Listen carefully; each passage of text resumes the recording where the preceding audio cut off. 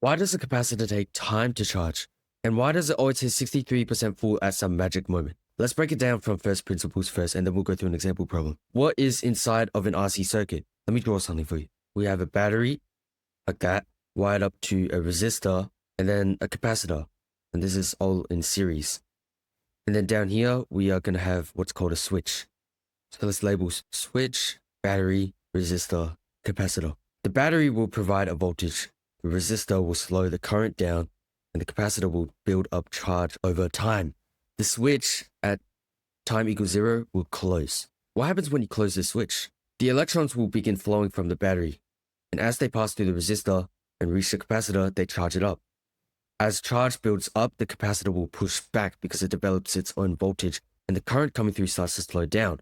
Eventually, the capacitor is full, which means it matches the battery, and the current flowing through is 0.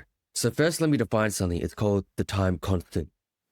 This symbol represents it, and yes, it's the same symbol we use for torque. It's equal to RC. It's the time constant, and it tells you the speed of charging. So after one time constant, it's always 63% charged. After 5 time constant, it's practically done. And here are the formulas. Here's the formula. I've written it out for you. It says that the voltage across the capacitor at a certain time equals this, and it's exponential growth, as you can see here. When the time is equal to your time constant, then your capacitor is 63% full. How about the current going through a resistor? The current going through a resistor is IT equals this, and that same exponential thing from before. And how this works is we start at a maximum current, and then it drops exponentially, and it dies out as the capacitor becomes fully charged. So this ties back to the time constant thing. After one time constant, it's already 63% charged, but you have to wait until 5, for example, for it to finish. It's exponential, it's not linear. And here's some intuition. Imagine you're filling up a water tank with a narrow pipe. At first, the tank is empty, so the water flows very, very fast. But as it fills, pressure builds and the flow coming through slows down. This is exactly what's happening with electrons in this circuit. Let's go through an example problem. Let's say our circuit has a resistor with 15 kilo ohms of strength, a capacitor with 2.5 microfarads, and a battery giving us 10 voltage. Let's solve for 4 values. 1, the time constant. 2, the maximum charge. 3, the time it takes to reach 99%. And 4, the maximum current. Starting with the time constant. And all of the formulas we'll use are on the free cheat sheet in the description. So go get that. It's going to help you out.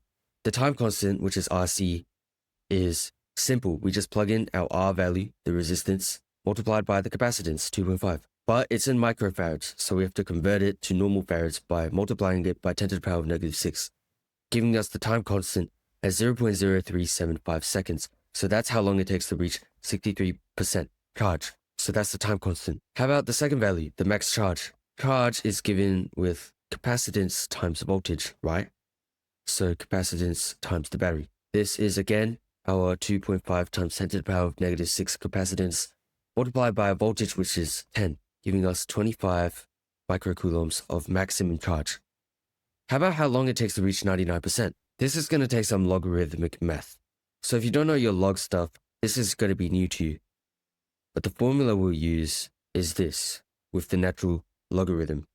And we're looking for how long it takes to reach 99%. This is roughly RC natural log of 100, which is equal to 0.1725 seconds. That's how long it takes to reach 99% charge. So the math here is a little bit more complicated. And how about the max current? Max current is easy. It's the voltage divided by the resistance. Ohm's law, right? And it's 10 over 15,000, giving us 667 microamps for the max current passing through. Now we know how to charge your capacitor. What happens when you disconnect the battery? Where does the energy go and why does it drop so cleanly to 0? Here's the setup. You've got a charged capacitor with this much voltage. When your switch gets flipped like this, then it just becomes a capacitor and a resistor. The capacitor is going to start emptying itself through the resistor. So physically what's happening? Electrons are going to flow from one plate to another through the resistor, and the current is driven by the capacitor's own voltage. But here's the thing, the more charge it loses, the less voltage it has, which means that the current drops. So I'll show you the equations for discharging, which are also on the cheat sheet in the description. For voltage, it's this. For charge, it's this. And you'll notice it's pretty much the same thing as the voltage one. But for current, it's a little different. Current is a little bit more complicated, and there's two variants.